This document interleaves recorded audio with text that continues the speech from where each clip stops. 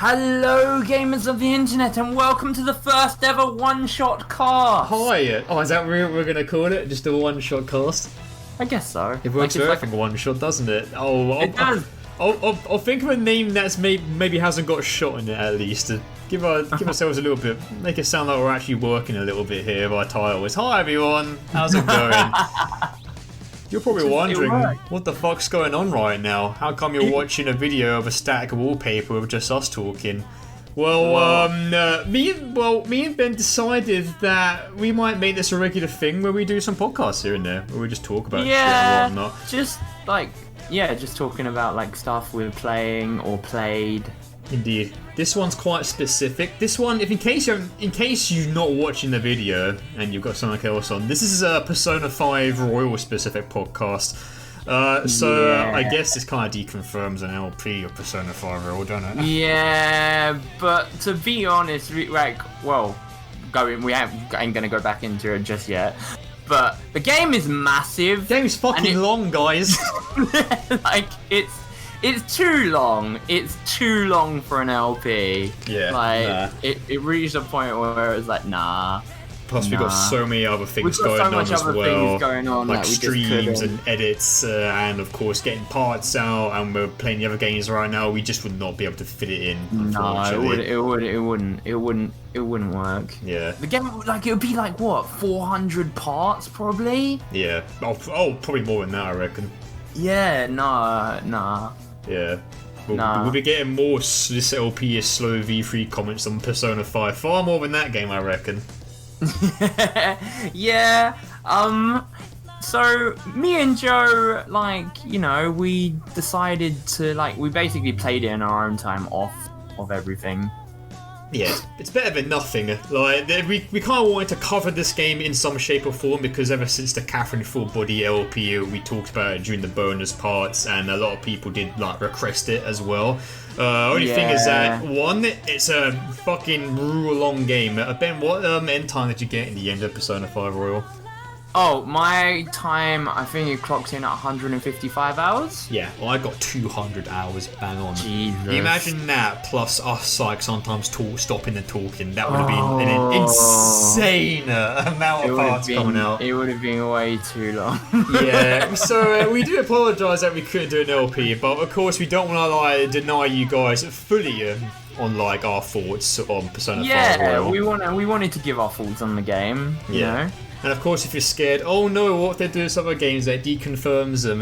That's not the case, do not worry.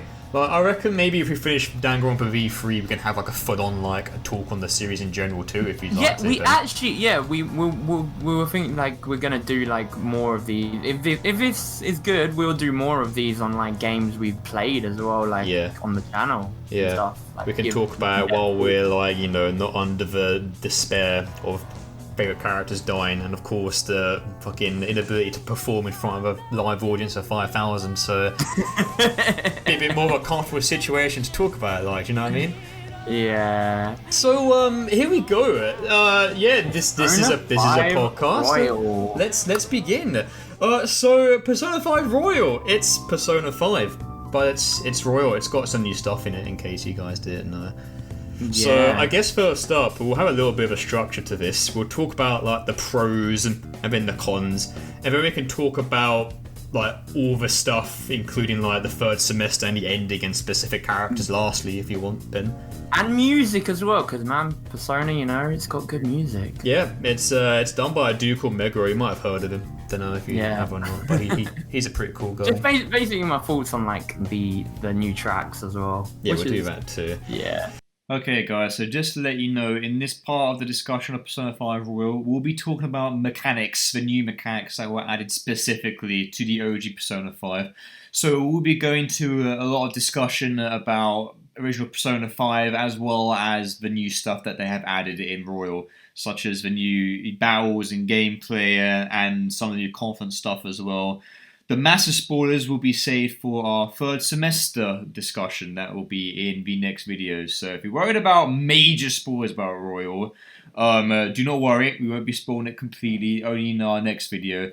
There will be light spoilers, however, here in this discussion here. So if you want a full, pure experience on Persona 5 Royal, or even like the OG Persona 5, which we'll be talking about the changes that happened to that as well, then you might not want to be here for the time being. The spoilers will be incredibly light. We're talking about more of the new stuff that's been added to it, but we will be talking about some things here and there about OG Persona 5. So I just thought I'd give you a warning here because we failed to do so in the video, but I will sprinkle these here and there in case you guys are like listening and you've got something else on at the same time, because it's a podcast and all. But I'll sprinkle in some warnings here and there to let you know about certain spoilers. So yeah, without ado, if you're still here, I hope you enjoyed the discussion, and I'll see you in a bit. So, pros. Hookshot's cool. Yes. I was actually kind of surprised, like, I was worried when I saw it originally that it would just be like a really gimmicky kind of thing that you don't get to use very often. Yeah, it's honestly not a gimmicky thing at all, really. I'm glad they actually implemented it into the palaces, which was cool. Yeah, it makes exploration of the palaces a lot more diverse. Not only that, it's got a cool factor to it as well. It does, and one of my favorite uses of the hookshot was when I think it was the bank. When you use it to fly over the like piles of money. Oh yeah, that shit was cool. You see all the notes fly about the yeah, bottom. that made me feel like a real thief. My favourite was the one in Futaba's tomb where you use it and all the arrows like fly past you. That was proper sick. Oh yeah, that was really cool as well. That was really awesome. So yeah, palaces in general have just got a lot more to them now. I mean, it's not like a crazy change, but I liked the addition of will seeds. They were pretty sweet.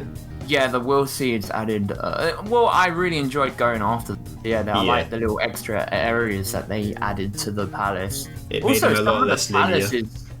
Some of the palaces really got like benefited from like the new layout. Yeah, they really did. I liked how they implemented the will seed rooms to like, you can also hookshot to get over to this will seed room. I like the mini bosses as well. Oh, by the way, maybe we should elaborate on what difficulty. We both played the game on hard, didn't we? Oh, okay. Yeah, I played it on hard. Yeah, we both played on hard mode because Persona 5 vanilla was pretty easy. So we thought let's take up a notch for the new add-on game because like all expansions in SMT games, they're usually easier than the OG. So yeah, I didn't play it on Merciless. I was actually thinking of doing it, but I did for the very final boss because I thought. Oh, you actually played that on Merciless? I did for the final boss because I thought, fuck me, I've got Lucifer at like level 80. What am I doing? I need to crank up the difficulty here, pretty much. But we'll get onto that later. Baton Pass. Yeah. I like how that is now a proper mechanic. It's not something you unlock, you get like right off the bat. Yes. Oh, I see what you did there. There's a lot more strategy to it as well because, of course, if you do like the darts in Kichi Georgian, you get health boosts and major insane attack buffs. You do. Yeah, the Baton Pass now is actually like it's a key mechanic now. It's required for a lot of fights. So I'm really glad that like it's really cool. I really love the effects you get as well. Like as soon as you slap hands with the fourth Phantom Thief in your party, and the blue aura comes up, electricity comes up. I love the fucking god ready to send a death deal of doom on someone. It's so cool. It is good. Yeah, I do like the Baton Pass mechanic now. Guns aren't useless. Guns are useless. Guns aren't useless. Yeah, would say they aren't useless. Yeah, they're not useless like they were in the OG. No. I was gonna say, I was about to disagree with you. I was like, hang on a second. No, they're a lot better than they were in vanilla. You just run out of ammo so often, and then you have to rely on HP use of like shot spells, and that was kind of it really. But they reload after every single battle, which is really awesome. They didn't do that in the original, didn't they? Nah, once you use like your bullets during a single raid, that's it. Those bullets are gone. Yeah, that was it. I thought so, like, that is such a good change. Yeah, I was scared at first during the early game of Persona 5 Raw because I thought, oh shit, unlimited ammo, Haru's gonna blow up everyone and everything with a grenade launcher. But they actually balanced out in a way where guns aren't too, like, overly powered depending on, like, what gun you actually have. Yeah. And I felt like they were actually on par at times with just normal melee attacks during the late game. So that was actually a really nice addition that they added unlimited ammo to guns as well. Yeah, I did enjoy that. It was a welcome change from the original game. Oh yeah, sure. Definitely, yeah. It's funny because Persona 5 Vanilla was originally a PS3 game, wasn't it? Yeah, yeah. I'm still surprised it hasn't come to the Switch yet. Like, I don't know if Royal can make it because it's kind of been optimized for like the PS4 Pro, which is a more powerful console. They still could, but it would just be... that, Joe, but Catherine Full Body's now on Switch. So... Yeah, I know, but Catherine's like a way shorter game compared to Persona. Like, far I know, less but memory. I'm saying like the engine, it uses the same engine. It is the same engine, yeah. Royal used as well for Full Body. So it's like I reckon. But I reckon it. I actually do think Persona 5R actually might come to Switch. It wouldn't surprise me though if Atlas pulled it. We're going to put Vanilla Persona on the Switch just because it was originally PS3. They wouldn't do that. It wouldn't surprise me though if they did that. That would be a low blow, man. That would be a low blow. But you know, it's especially Persona 5. After playing Royal. It's like you guys wanted. Yeah, especially after playing Royal, that would be. I can't go back. Yeah, mate. No. Speaking of Shin Megami Tensei 5 on the Switch, mate, the new demons that were added in Persona 5 that are animated now made me not so hard, and I've kind of held a cork on the whole SMT5 excitement thing, but seeing demons like Byakuya and Macabre and Fafnir like animated, I was like, oh shit! Oh man! They looked really cool. Yeah, these dudes are like on like DS games and all that shit. And they were just like still it was sprites. Nice that they brought over like new ones as well. Really full 3D models now, and that got me super excited for SMT5 when I saw them. I was like, oh fuck, holy shit! Like, oh my god, no. Joe, also, what did you think of another battle mechanic, quickly? Yeah. What did you think of showtimes? Showtimes were flashy. I really liked them a lot. They're stupidly strong. They sometimes broke the game for me a bit. A lot of them came out super unnecessary at times as well. Like a demon's on 2 HP and then suddenly Yoji's like, yo, Makoto, step on me, let's beat this thing. And it's like, what? You don't need to do that, just tap him, it's fine. Yeah, they were just kind of like, they were kind of like a last minute save sort of thing as well. A lot of times, like your character would, I found like, if one of your characters died and then you revive them, suddenly it's like, it's showtime! It's like, okay, yeah sure. So, some of the times when they make it available to you made sense. But with me, I might have been unlucky where I always needed it when I didn't need it. And the times when I did need it, it would never show up. Like, it shows up a lot when I think Joker is close to death. Yeah, I've noticed that. It did show quite a lot when Joker was close to death. Yeah, in terms of presentation, holy shit, they're pretty cool. Oh man, they're really cool. They're fun to watch, but I'm glad they included a skip button after seeing them for like a few times. Especially when you see Animal Gunners for like the 50th time. Yeah, I got that one the most. That one came up so much for me. Yeah, same here. Which one was your favourite out of all of them? All the showtimes. Yeah. I'm gonna exclude the Akechi one. Oh, because that's not fair. It's not fair having that one, and because that is undoubtedly the best one. I think I really liked Makoto's and Haru's wrestling one. Oh, that one was epic. Yeah, that one's super cool. They get on top of the ring. Yeah, and just smashes it. Yeah, I love the visceralness of that one. Yeah. That's probably my second favourite. My favourite, I think, was Anne and Yusuke's actually. Oh, what with the paint, like the painting? Yeah, the umbrella and the paint with like the Japanese style. That was stylish as hell. It was super sick. I love the way she twirls the umbrella and she like whips the floorboards, and then Yusuke does like his like really super fast kind of like. Oh man, that one was really good. Bleed slash. It was pretty sick. I love that one a lot. But I really like the wrestling one though. I don't know. It's just the drop. It was just the drop down with both of them as well, and they elbowed down onto the enemy. Yeah, you do it on like a big giant demon like Sir or something. It's pretty awesome. Yeah. Yeah, but Animal Garners was alright.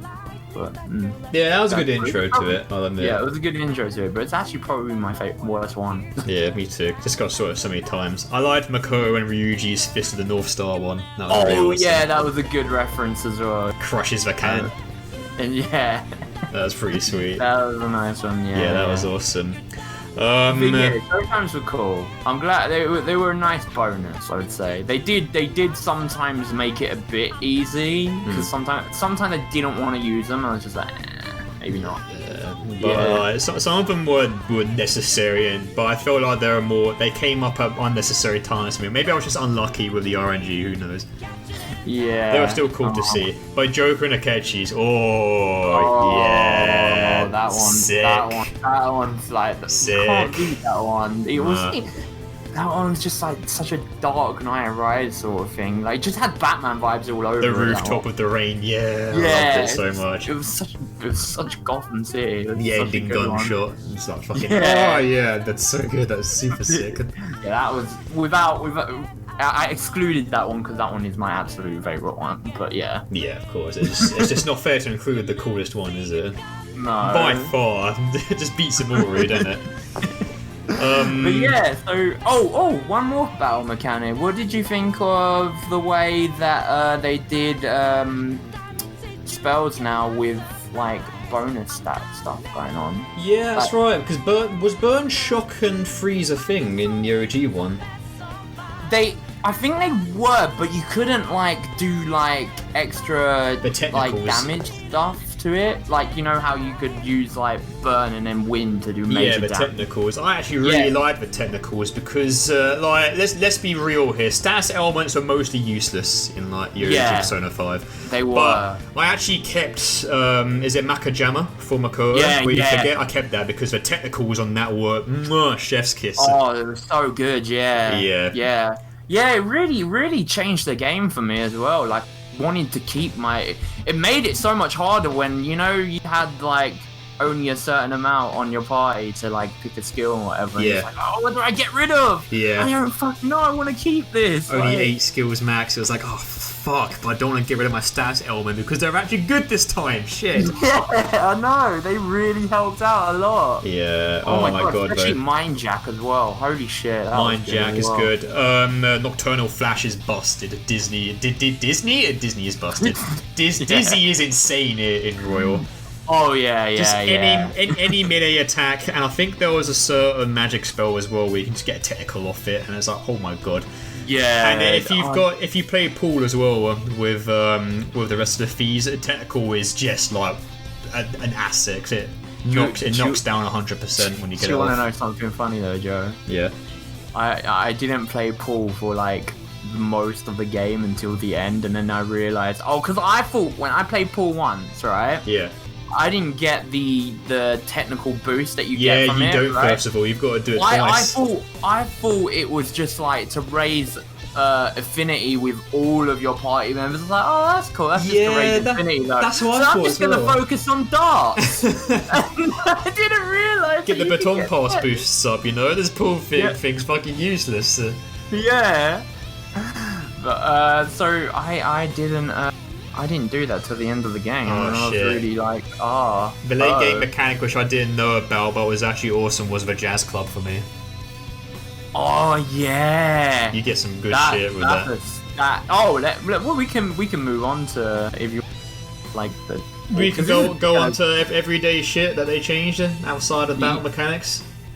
Speaking of, we were just talking about some places, the jazz club. Kichigeorgi's pretty cool. I like it a lot. It's got a lot of cool new places. Yeah, there was like a few new places added in Royal that I thought were really cool. Oh, you get so much cash from setting the clothes though from that one place.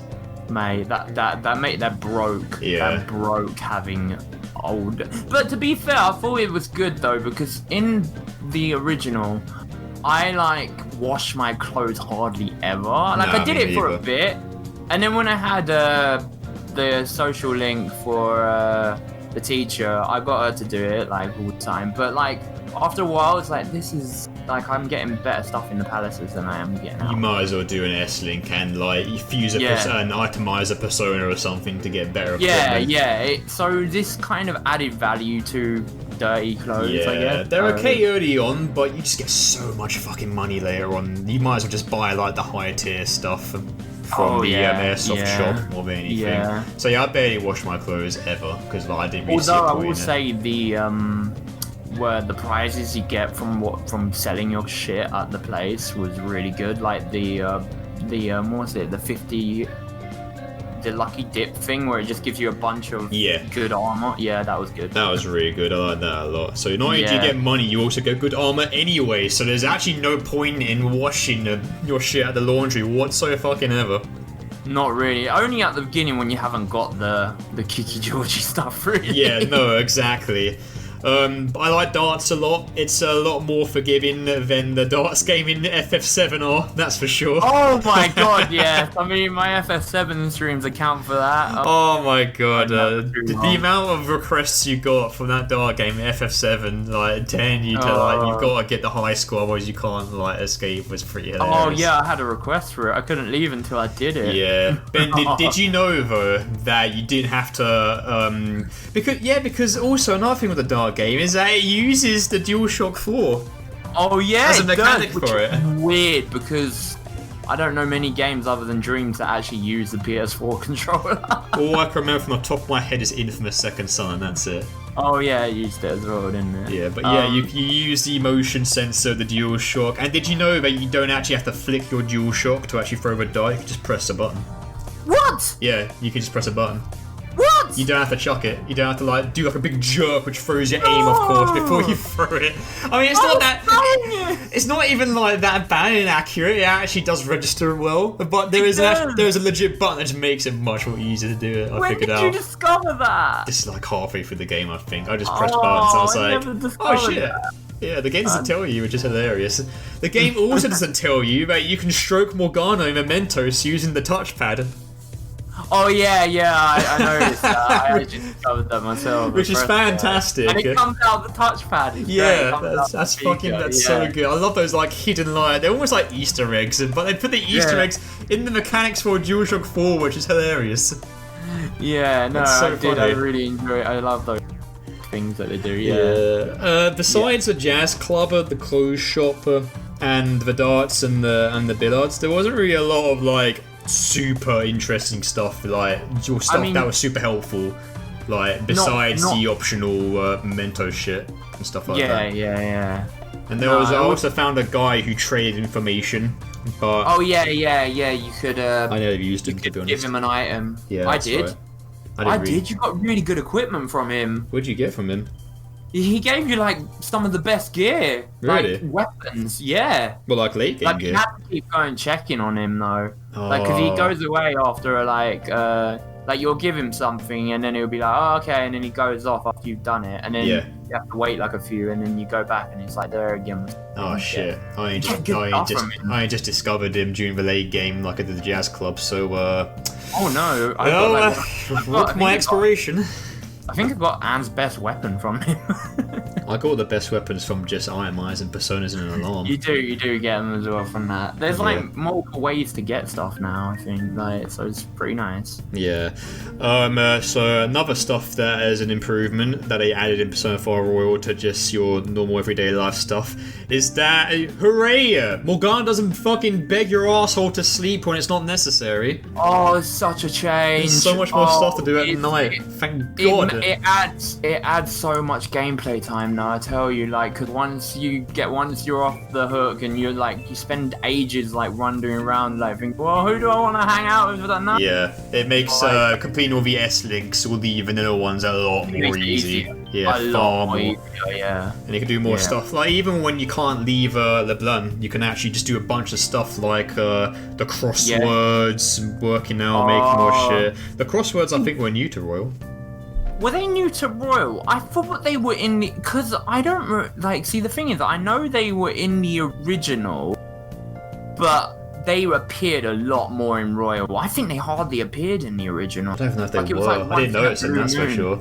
Yeah, no, it appeared once in a blue moon in the original. Correct me if Yeah. I'm wrong on that, but I'm pretty sure you could do crossword in the original. But Yeah, but I don't liked think that it was- you've got more opportunities to get more stat boosts inside LeBlanc. You can make coffee, even hang out with Sojo if he's there, I think. yeah, But a lot more opportunities to hang out. yeah, with him. it made me want to punch a guy in the face far less frequently, so thank God they put that in. Did you clean the floor in the original, by the way? Nope. No, I didn't think you could. Yeah, I didn't even That make a was- curry. Yeah. You can make curry. I just focused on like book reading and shit like that more than anything when I was alone. Yeah. Good. Did you get all 40 books, Joe? I think I got them all. I don't know if I read them all. I got close to because near endgame I was running out of shit to do. Yeah. So I did that, and I worked out at the gym loads as well because like I hardly ever use the gym. I just used your room. I use the gym loads because I think in your room you get more HP in, but in the Yeah. gym you get more SP boosts, and I sort of wanted to be more of a glass cannon more than anything. Yeah. Oh, okay. Oh, I didn't know there was a difference between the room and the gym. Yeah. What do you think of the Thieves Den? Oh, I liked it. It's pretty cool, like, just to go in there and listen to the music sometimes. No more what like, ifs, jams out. I like the lyric version of the Jazz Club as well. Yeah. It's really nice. It was done by the same vocalist who did P3 music, I think. Wow. And I think she and there's a lyric that also says "Burn My Dread," which is a really nice throwback. Yeah, I thought I heard that. I was Yeah, like, it's really nice. Okay, that was like a callback to P3. Yeah, Yeah, I they thought slipped so it in. well, It's real nice. But yeah, Thieves Den, it's okay. I spent more time than I should have on fucking the card game though. Typhoon. Holy mate, shit, it's addictive. dude! It was addictive. I was absolutely determined to beat some of my party members in that game. Absolutely fucking determined. Oh, the one thing I didn't do though, I didn't go back in when I had Akechi. I never played him in. Oh, I card game. did that. Yeah, I did that with Akechi in the party. No, that was pretty fun. But fucking hell, some of the hands your party members get. Like, I swear at one point Yusuke got 4 jokers in a fucking row. I was like, are you shitting me? Yeah. How the fuck? So that card game's really fun. I've never played that It's card game in real life. Like, yeah, no, I've never played that card game in real life before. Like, I Incorporate never a heard drinking that game one. into it, like Ring of Fire or something. Yeah, I like that card game. It was pretty Yeah. cool. Yeah. Oh, those revolutions though, oof, they fucking hurt. Yeah, the 8 blocks. Yeah, I like the cute little diorama is nice where you can just get stuff and also, which is pretty good and probably hell nerf for completionists, is that you get the reward system as well, which is nice. Oh god, the reward system on the wall. It's cool that you get to see all your like trophies and stuff in the feast den, but at the same time it's like you probably have to play this game again to get everything. Oh yeah. Like, I don't think it's possible to go around once and get it all. Oh, I can't New Game Plus this game, man. That's I the can't. thing, like, I knew Game Plus to vanilla Persona 5, and I was like, I can't do it for a 4th time, technically, that's too much. Especially because I never knew huge as Game it is. Plus in vanilla. I'm not a complete so like, Yeah, the only thing is that an optional boss is locked away if you don't do New Game Plus, which is the Velvet Room Attendants. Yeah. Oh, what is that? A new end game thing? It's an optional boss. A new optional boss. It Yeah. probably But I increases was like, nah, man, I can't. I'm tapped out. Yeah. Pretty much. I don't think I could go around on this again. Like it's so. Not maybe like in like 5 years time or something. But I really 5 want it. years time. Yeah. God, the games are What coming I out too mean- frequently. You've got too much work. I even doubt I'll be playing like ever again after that. Yeah, I know. It was an experience though. Yeah. Like it was definitely. I had way more fun playing this version than I did the original. Yeah, me too. What else was there? Oh, a funny thing was that I liked how you could get like stuff in the diorama. You could have some of the party members comment about it, which is really cool. Yeah, I like that. You Yeah. send in the different pieces and you got like different dialogues for them. It was pretty cool. Yeah. Oh, see, that's one thing I didn't do. After finishing the third semester, like, I didn't, when the last couple of days were on, I didn't go into the Thieves' Den at the end. You get it after you beat the game. Because you can go to the Thieves' Den in the title screen. Oh, right, okay, yeah, I just did that after I beat the game and got all the new stuff. But Thieves' Den, I'd rather have that than fucking Monster Wakaba looking through the ceiling, because she's fucking terrifying. Jesus God. Thieves' Den, yeah, I did have her. Yeah. Thieves' Den as well. Yeah, no, Thieves' Den's good. I liked it. It was a little edition. What do you think of... Oh, okay. What do you think of another new thing? What did you think of Mementos? They put more music in Mementos! Yeah! Oh my God! Best change! God, Mementos was such a goddamn slog in vanilla. Just I was like, oh my God. When I reached the...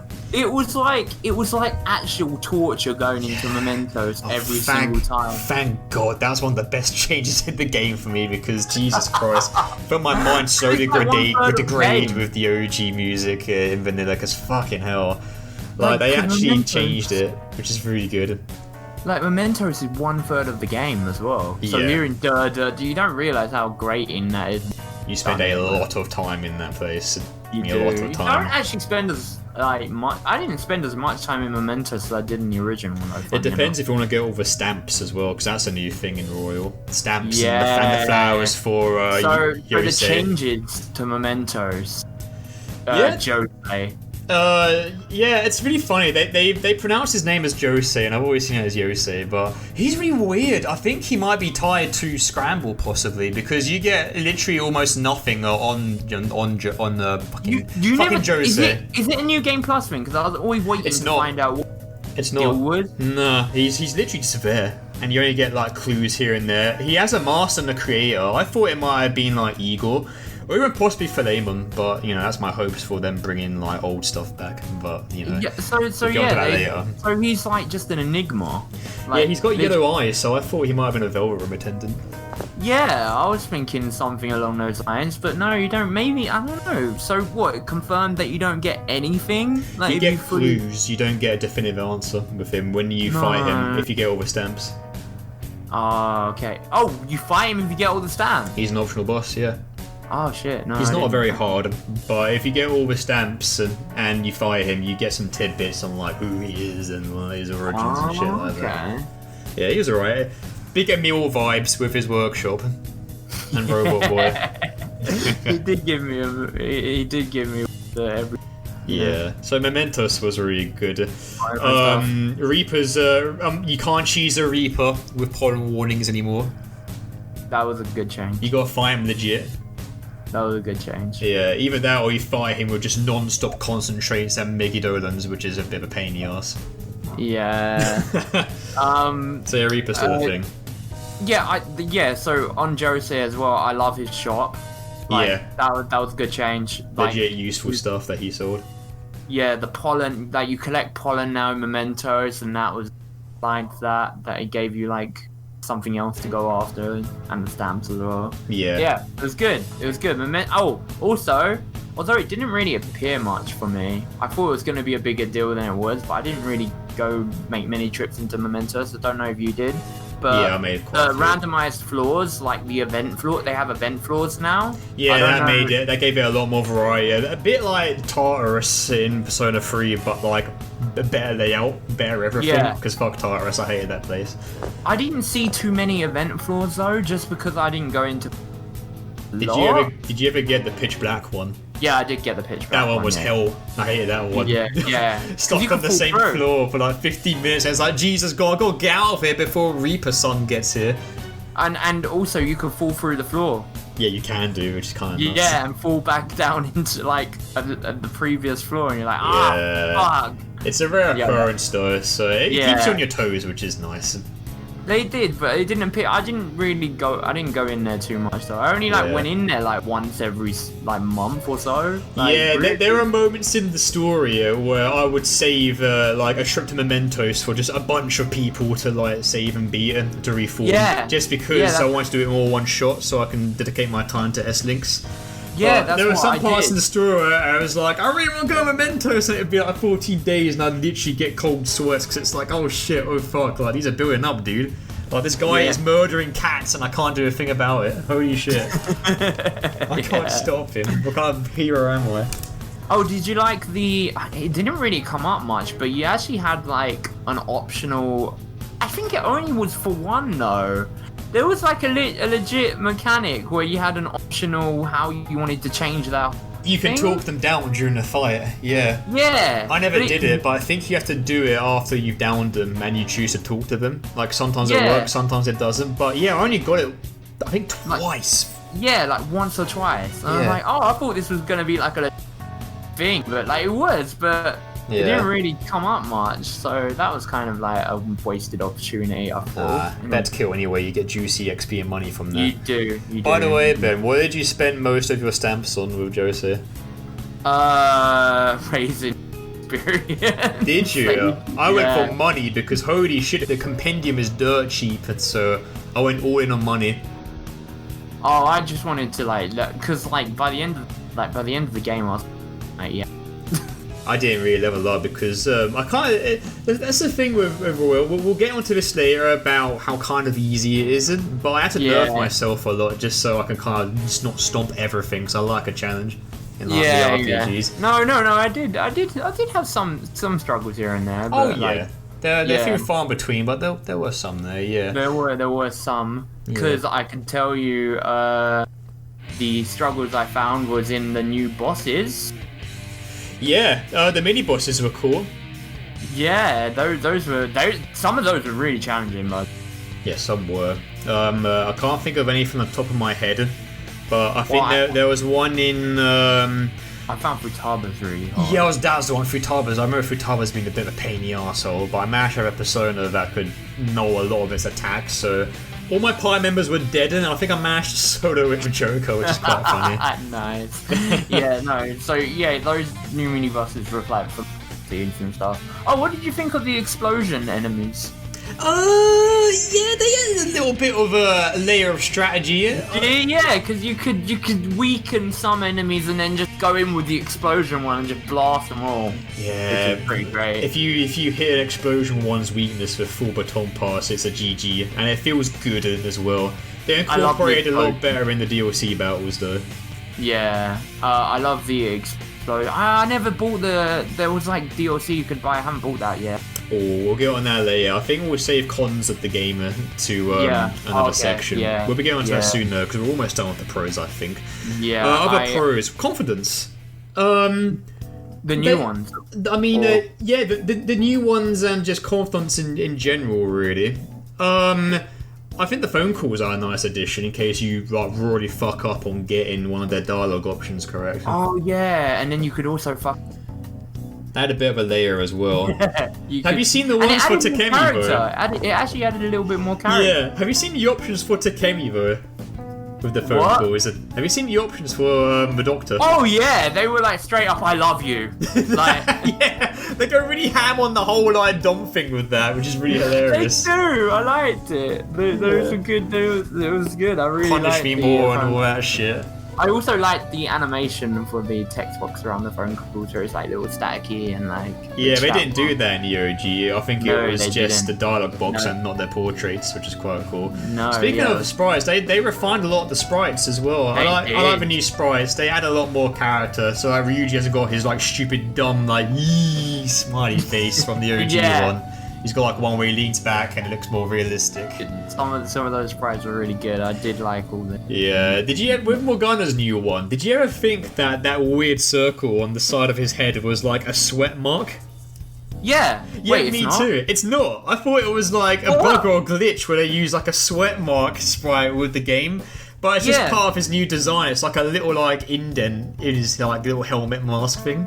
But for the longest time, I thought it was a fucking sweat mark, and I'm like, "What did I was like, wait, that's not." No, it's not. I was like, "What the fuck's it doing there?" Like, it's me bugging me. But Yeah, I legit thought he was like constantly nervous. Yeah, no, it's just a part of his design. I legit thought that was like just me too. Yeah, I thought that was really funny, but no, it's just part of his hat. Just an ink then. Oh, okay. Yeah, fair enough. Yeah. And Anne makes a lot of more oh shit faces. Yeah, Anne makes more shit faces. Mako's got a bit more of a stern look to her.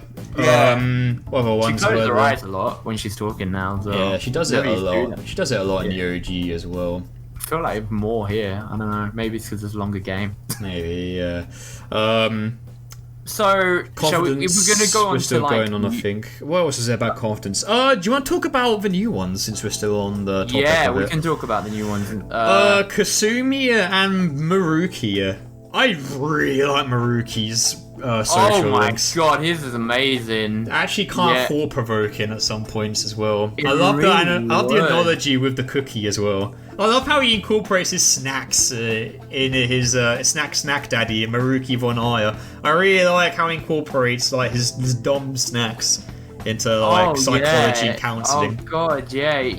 It's really cool when I really like the addition of Maruki and story perspective as well. He's a nice added layer. Especially after the whole Kamishida thing.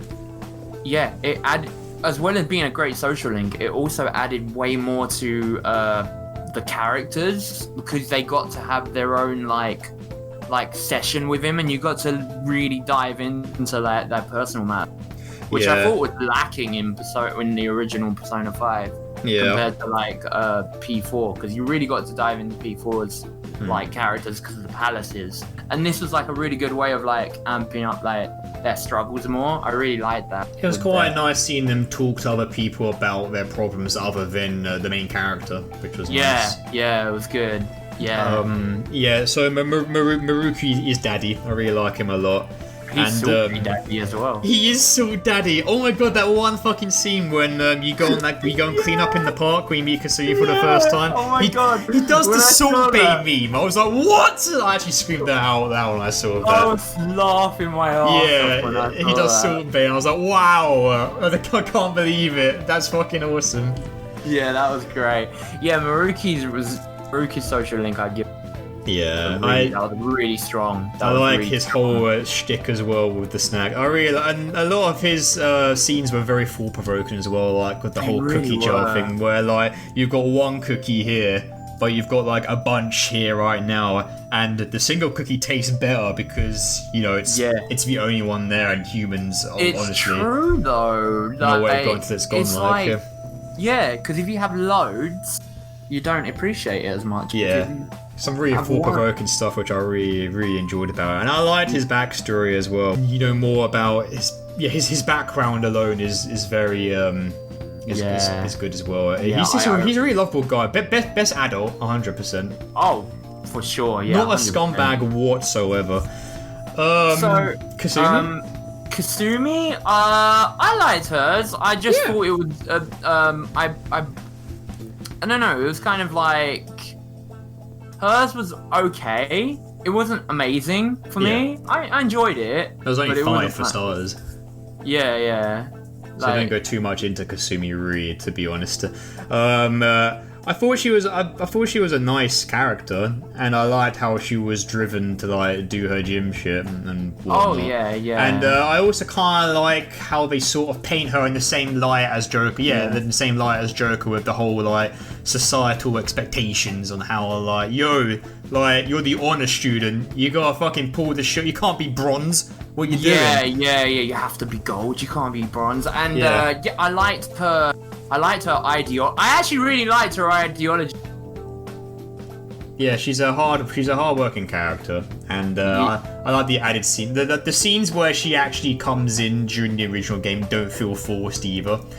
She's not a Rin at all. Like she's in not that a Rin. aspect. No, she actually Yeah, she didn't feel forced. She felt like actually a part of the team. Yeah, she fitted in like a glove, which I thought Atlas did really well with her which and I Maruki's don't think inclusion. They could have done if this was DLC. Oh no, definitely not. So this had to be. That's why they made the whole thing. I mean, they weren't gonna do it with every game. Let's be real here. But Kasumi was nice. She's a cool party member as well. Yeah. I can say that because it's advertised everywhere that she's a Pi member. Oh yeah. But she does not join until much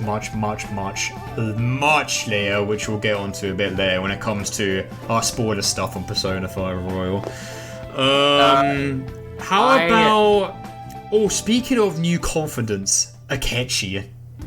Oh yeah, I was just about to say that. Yes, 100%. He's my favorite one. Mate, I hated Akechi, but I hated him. I hated him so much in the original. I thought sucked. Such a crap character. Yeah, we won't go into like massive spoiler of Akechi yet, but my god, his overhauled S-Link redeems him. He literally went from the worst character in the game to actually. He is so much better. Just the fact that you hang out with him and you get more into his personal life just makes him so much more bearable to hang out with. You really get to know him. He's so much better. He went from shit tier to epic tier in a single change mechanic. Game. Yeah. I'm really glad they put a lot more focus on Akechi and his rivalry with Joker as well. Well, much more welcome. The Especially parallel is so mind much game better done. With his social link. Uses a non-dominant hand against Joker. It's so good when you're playing pool with him as well. Yeah, it's really good. And of course, his rank 8 one's really good as well. Oh yeah. But we'll get into that a little bit later when we talk about the character-specific talk that we'll have with Persona 5. Oh, okay, yeah. So Akechi is an amazing. Holy crap! Pancake Chun got done good in Royal. You really did, Trust us. Really damn good. Yeah, I agree with you on that. Yeah. So, do you want to go into story stuff, or do you want to talk about cons? We can go into some cons with some stuff here. Oh, actually, before we do that, do you want to talk about the bosses? Oh, yeah, okay, we'll go into the bosses. Yeah. Okay, so in this part we talk about literally every single boss that turns up in Persona 5 and what changes were all made to them. This includes a lot of late game bosses and the final boss of Vanilla Persona 5 as well. This counts for only the bosses that appear in Vanilla Persona 5. We won't be talking about third semester bosses until the next video.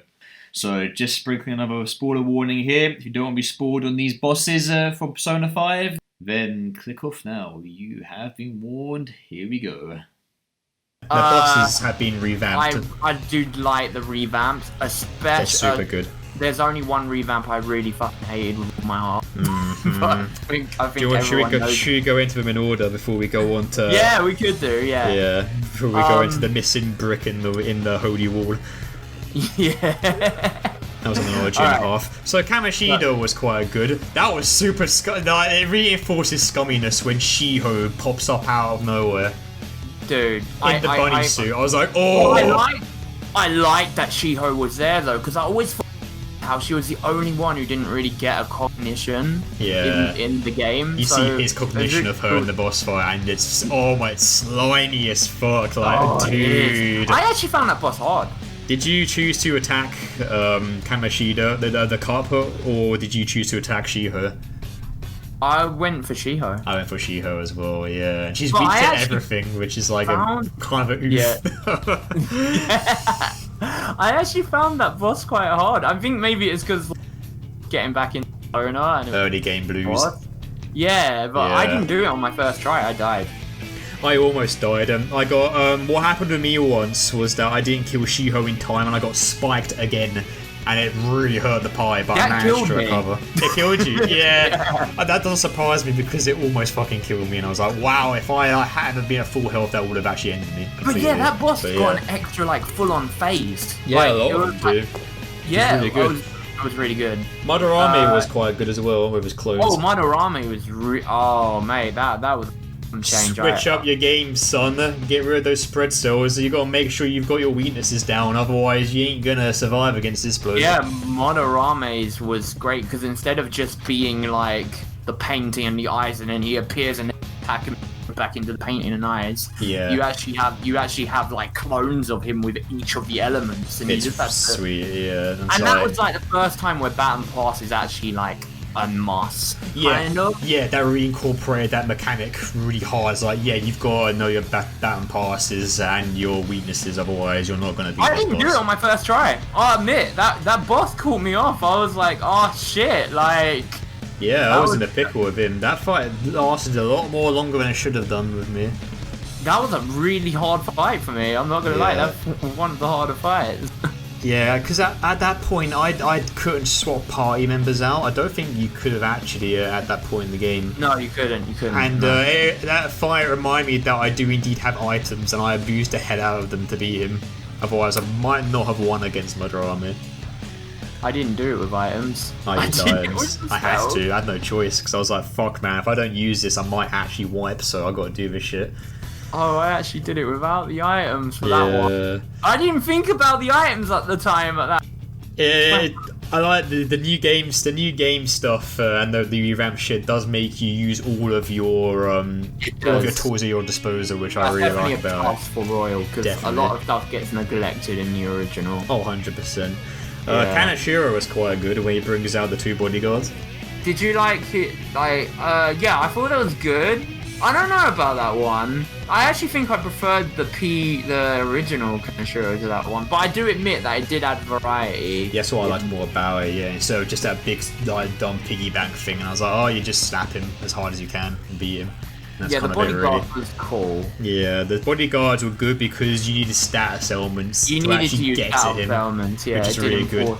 Yeah, thank fuck for Nakajama. Jesus Christ. Oh, did you not have many status elements at that point? I had Nakajama and I had Dizzy, but I can't remember it from the top of my head, like 100%. But I think a lot of them were resistant to physical attacks.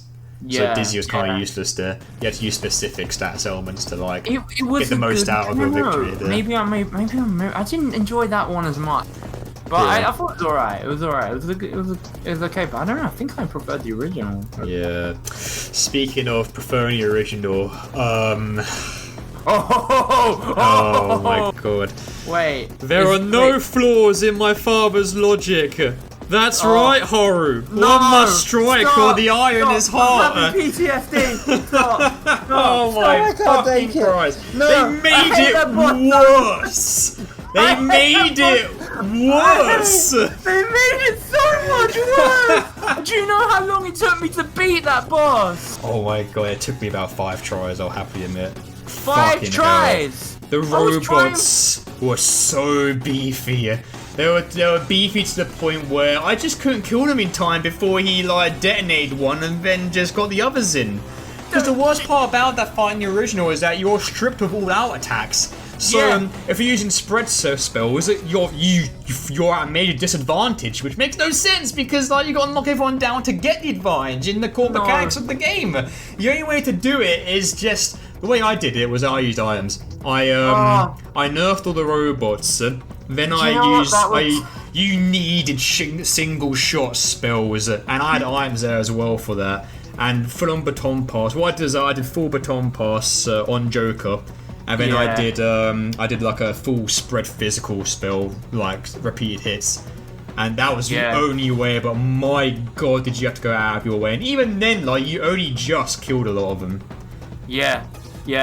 No, Joe, that fight, I think that fight took up 2 hours of my gameplay time. Yeah, not to mention, there's also a time limit during that fight as well. There is! I ran out! I ran out as well! Oh, it was hard, but it was hard for all the wrong reasons. It was hard where it wasn't fun. I think I did that fight like 10 times. And I got to the point after like, I actually had to turn off the game because I was so angry, and I came back the next day to do it. I couldn't do it on the night. I did some exercise like halfway through. I was like, fuck this, I'm gonna go punch a bag or some shit. But it was so difficult. I liked the added dialogue though with the party members.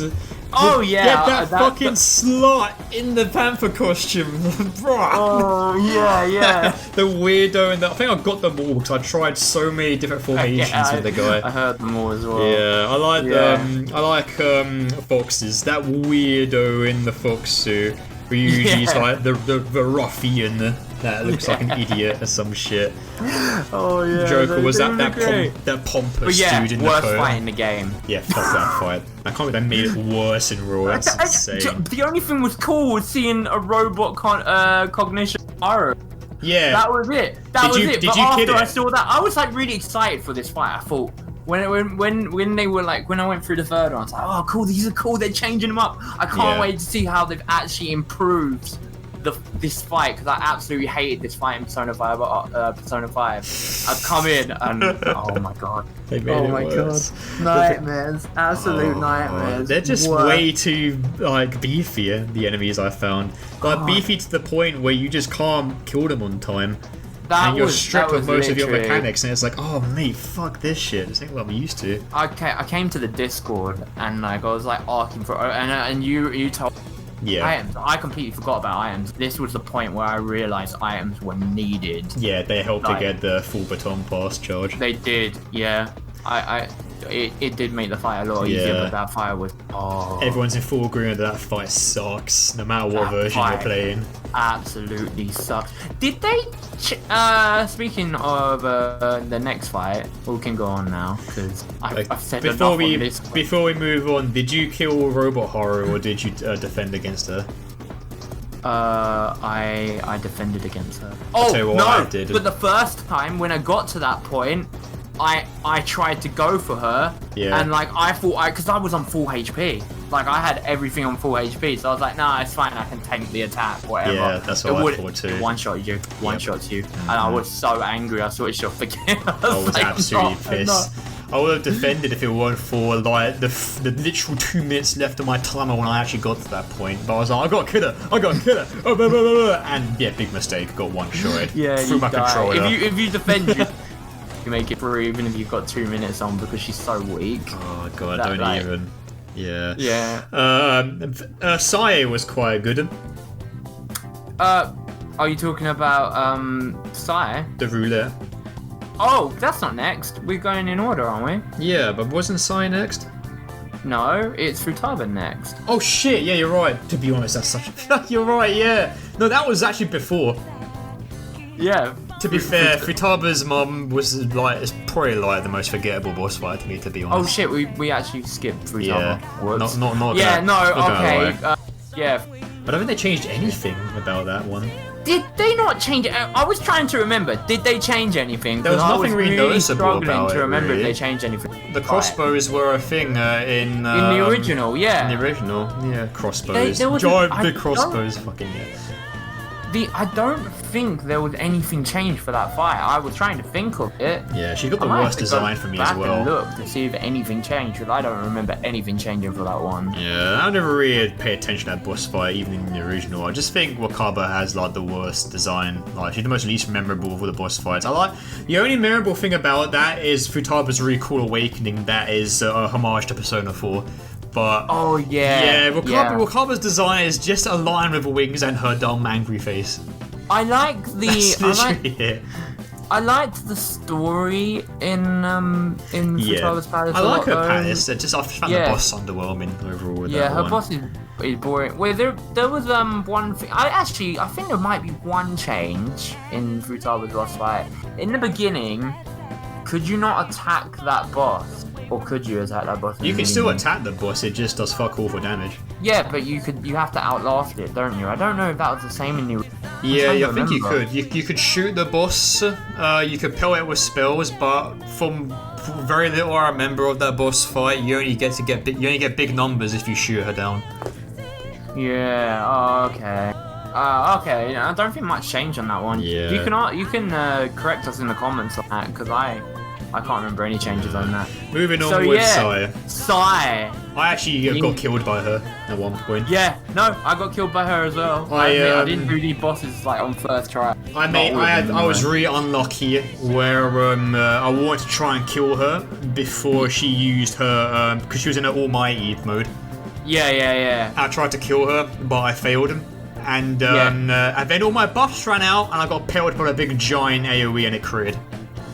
What changed in Sai's fight? Was it the route extra that changes her weaknesses spells? and strengths. Was that the new thing, right? Yeah. That was a new thing. Yeah, I think it was just a phone fight with her before, like a set fight. Yeah. I liked her boss fight. It was pretty fun. Yeah, me too. I thought it was good, but I got critted, unfortunately, which I was very upset about. Yeah. The Almighty killed me as well. Yeah. But that was a hard boss fight. I was like, oh shit, that was my bad. I should probably have guarded it or some shit, so just leave myself open like a moron. Yeah. I didn't know it because I realized they will always land on Almighty. Yeah. Like when it's nearly dead, there's not like RNG to that. It will always land on Almighty. Yeah, when she's low on health. Yeah, that's it. Shido. Ooh, yeah. Oh, So this the was hype moment though at the end. The change was. Do you know what's so funny though? I thought that moment was really cool, and then I was like, wait, no, I think that was in the original. It wasn't in the original. Was it? I was like, no. It's just because in the original, when I got to that point, all my characters were dead, and I was soloing him. Oh, nice. That sounds pretty epic. So I forgot that. So I didn't realize that was a new thing. I was like, wait, no. Well, they make that scenario a real thing in Royal, where you one-on-one Shido and his moveset completely changes. Yeah. But I had Trumpeter at the time, and he just no-sold all of his fucking moves. But I really enjoyed that because I felt like super empowered while doing it. I was like, yeah, come on. Like, it was cool that it turned into like a in the desert is blurring out, and there's loads of fire everywhere, and you're fighting like this royal out super senator. It was fucking the coolest shit. I really liked it. Oh mate, that song as well. Yeah, I really liked the bit of that fight where it's just the solo. Really epic. Yeah. Good. Yeah. Yaldi's I don't think changed a lot. I don't think. No. It was still the whole, the sins, man, the fruit of knowledge, blah, the sin of gluttony, fucking gonna shoot you with my plastic gun, blah. Yeah, the depths, nothing really changed. Was that the only place that didn't really change? I don't think Yaldabaoth actually changed at all. I don't think so. No, there was some. I actually think he did change. There were some hookshot places in the palace. There were a few Society's palace, but that's about it really. In terms of the boss fight, I can't remember anything. I think one thing did change, but I think it's just because of the way the game is structured now. I think he was easier. Yeah, I think the addition of all the mechanics you had made him way easier. Yeah, I think he was like he didn't feel like a final game as well. Like all the options are open to you at that point. You could very much easily be level 99 and just absolutely dunk on Yaldi. Yeah, he was like a pushover. He was I was not sweating at all at that fight. Nah. I was like, I wasn't dying at all. Nah. Not even close. Literally just really using Ryuji's all out, his Armageddon attack. The meteors come in. Oh yeah. Yeah, charge and concentrate and trivialize that fight. Yeah, completely. I still love the spectacle of that fight though. Like nothing will be capping a giant god of chaos of lore in the fucking face with a chaos demon. Yeah, I love the spectacle of it, but yeah, that fight's the original. Obviously, granted, because it's the final boss in the original, but in this, nah. Yeah. So maybe that's intentional. I don't know. Yeah. I think all the mechanics made Yaldi a lot more easier than before. Yeah, definitely. So, what about the music then? Well, before we go on to that, do you want to rate the boss on who? Rate the bosses? We're doing. Do you want to rate ratings? Them? Okay. All right. Okay. Let's do it. Do you want to go first? I'll go first then. Go on, I will give. So I think I'll go from worst to best. I think the worst, obviously, was. You know what I'm talking about. But Ben, no, there's no flaws in my father's logic. My father's fucking logic. Oh, fuck off. Yeah, definitely the worst fight. And then I think the second worst is. And then. Oh, sorry, you cut out there. What did you say? Oh, Futaba's is the second worst. Yeah. And then I think. I think Yaldi was third for me. Okay. Just because he was so easy, and I don't know, everything trivialized. Yeah. And then I think and then I think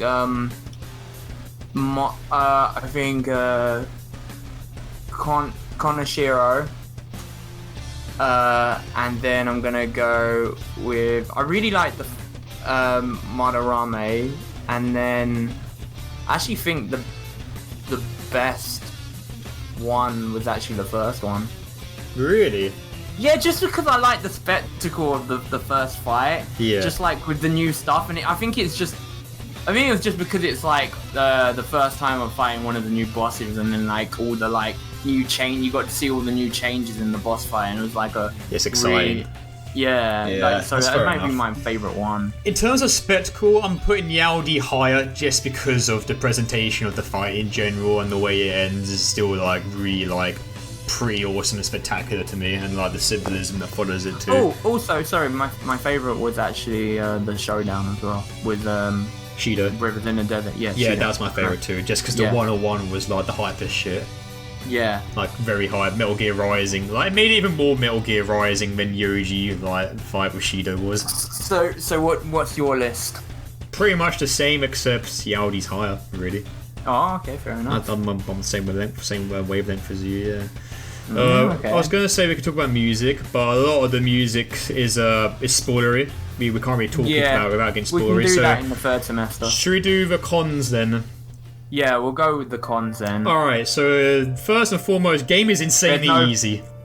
Oh, yeah. There is so many options and ways. Like, it's accessible, but I think for long-term players of Persona, and especially Shin Megami Tensei, game is a cakewalk. I think if you want to make this game harder, if you want an actual challenge, I think when you actually play, if you're going to play this game, go Mercy. Yeah, but this is my next point though. Even on Merciless, they do a thing where they increase the damage when you hit a weakness. Wait, what? Oh, yeah. Well, never mind then. They increase if you know your weaknesses, it can still be a cakewalk. Fair. An even bigger cakewalk in hard mode sometimes, which is nuts. Oh, what? Oh, okay. They should have totally left that out. I played on. Yeah. That's the case. By all means, go on Merciless, but like, if you get a weakness, chances are you're probably gonna kill that enemy. And the fact is, you always get weaknesses. Yeah. An enemy. I'm not sure if the same goes for you if they hit your weakness, but yeah, weaknesses in general are just increased. Yeah. It's just bigger numbers, and it's just like. Yeah, I mean, like. Yeah, I have to agree with you. Yeah, the game is very insanely easy. That is definitely a con. Another one. Well, another way to make the game. There's just a lot of ways to make the game super. You can break the game very easily. For example, break this game a lot. Velvet Room alarms. Fuck me. Oh yeah. Oh my god. I was getting higher tier spells that I had no right to have had earlier in the game. I think I had Psio dying before like fucking that's a new like mechanic. We forgot before to talk about Kanashiro. that, Like what the shit? What's going on here?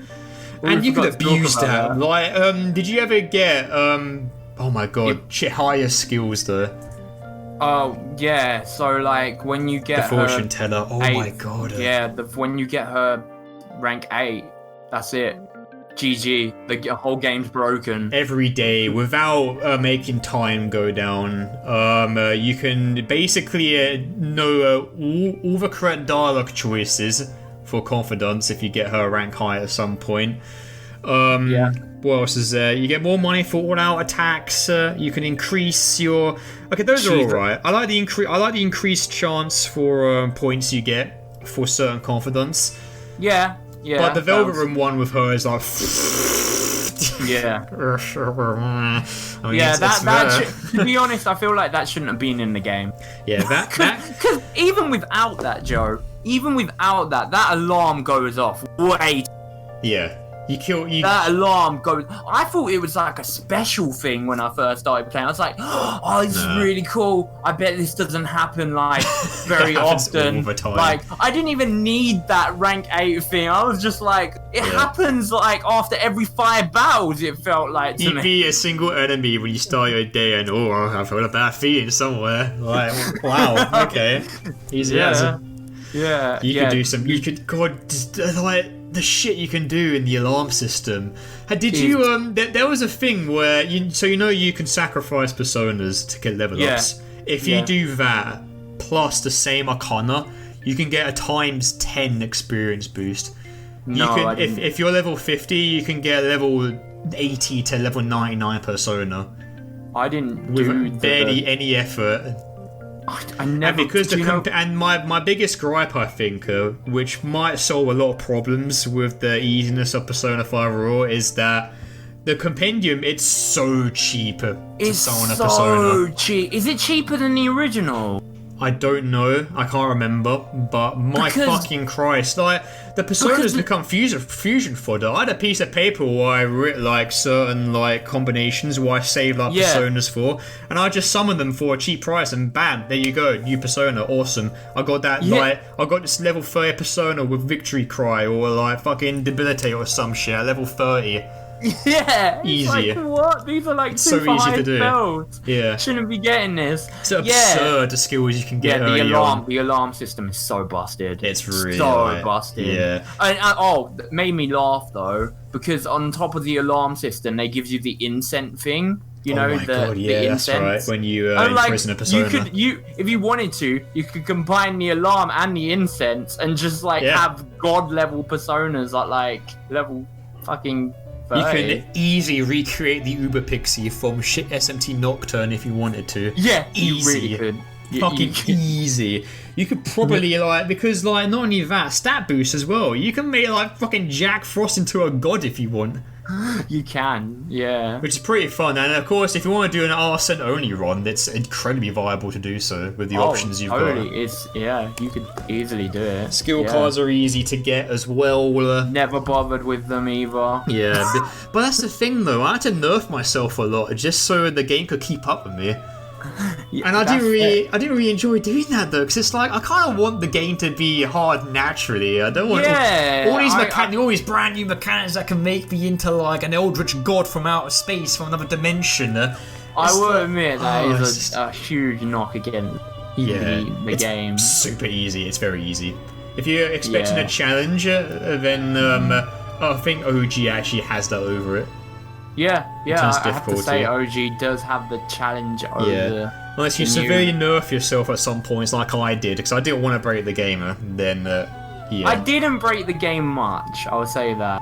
Yeah, I had the opportunity but I was like, I had loads of opportunities to do it, but it got to the point where the alarm system would go off, and I'd be like, can you turn it off? I want to summon normally. Yeah, because there was a bit...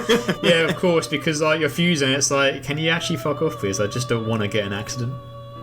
Yeah, please. Yeah.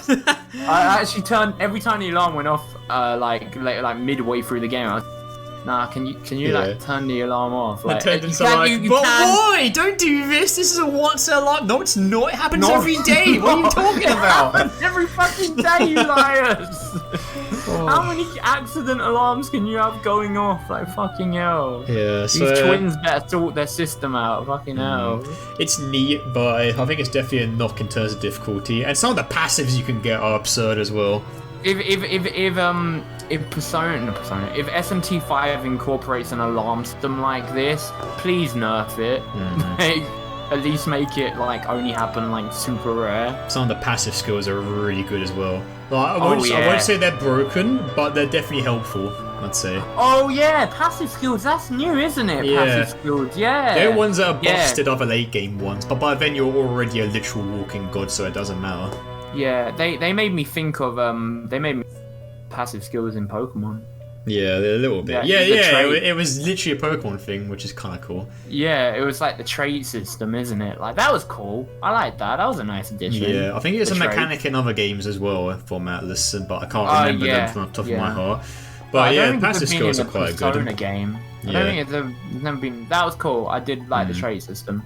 So compendium's too cheap, alarms are broken, the will seed accessories that you get, some are neat, but fucking hell, there's one that you get which basically you have reflection on the physical and magic skills from the get-go, as well as like a buff. That was I think it was the Ring of Greed. Yeah. Which oh my is, god. or was Yeah, it Gluttony? I can't that remember. I refuse to use it. Yeah, me too. Like, it's a one-time thing. Like, it's just a barrier. It's not, like, there forever. Like, it doesn't change. It's not like the Masakada Magatama from Nocturne. It's just, like, a one-time thing. But still, Yeah. that early I on know, was but like, it still helps you so much. yeah. Though, like... Some of them are arguably stronger than the DLC items, which is nuts. Oh, really? I don't know about the DLC stuff. I didn't get it.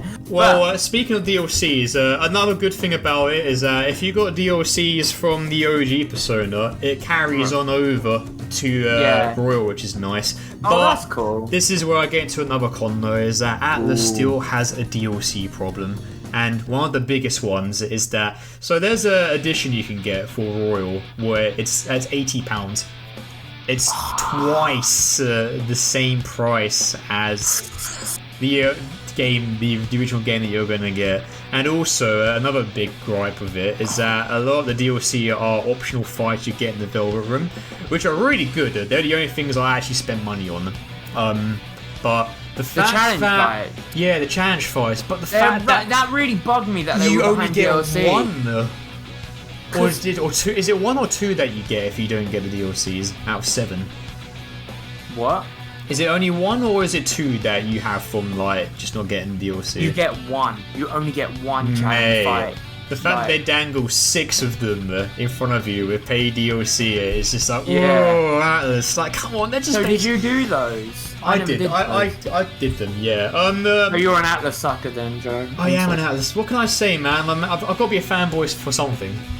Fair enough. Well, the way I see it is that if you love something so much, you need to have the power to criticize it as well. That's a con in my book as well. Which is what I'm doing. So you got to give me some credit. Okay, fair enough. There's a con. The only thing I understand are the fights with the P3 and P4 protagonists, but the other ones are just optional fights. So like, do you really have to lock that away behind paid DLC? I don't really think that's necessary. And the costumes for Kasumi, the costume pack for her, I think is about £7. That's ridiculous. And you only get her for like 30 minutes. That's ridiculous. There's a costume pack for her. I never even. Yeah, because the others get it. No. I know. I mean, some of those costumes look cool. Like they had the Demonica suit and stuff. Like that was really cool. Like for Strange Journey and stuff. But the Strange Journey costumes are fucking awesome. Yeah, I was a sucker for that. Did you wear that I caved in for that. I caved in super hard for the Strange Journey. They know how to. But I feel like, see now, okay. This is a con in itself here.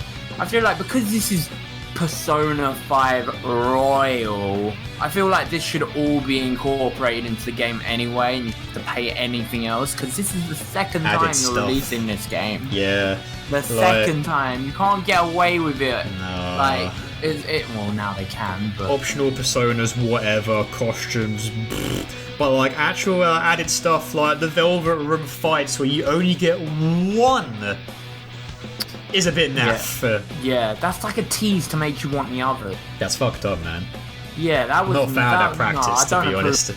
I don't approve that. Fine, costumes and all that, that's fine, but like extra fights, that's like unfair. Not cool, Atlas. So yeah, that's a bit of a con. That's a bad because the fights are neat as well. You actually have to like think and strategize to get your points. It's a neat concept. It's just a shame that it's kind of tarnished by the fact that it's locked away from paid DLC. Was there also a Captain crossover in this, by the way? The costumes, but that was in the OG one. Oh right, okay. Yeah. No, but I swear there was like a Rin thing, because I remember seeing a screenshot of like... Kasumi gets a costume where she's a Rin, which is kind of funny. Oh, I haven't seen a shoehorned in new character. Yeah, okay. Except Kasumi's way better. Yeah. Kasumi is a way better conflict. Yeah. So, I guess we're getting closer to the end of our non-spoiler.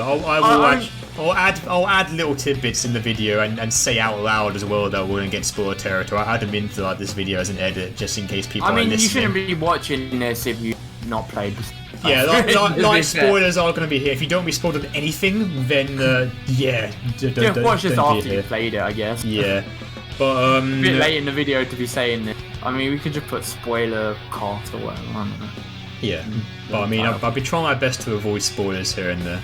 Yeah. But I think we've got to do it for people as well who like sort of maybe want to even like get this game built into this possibly.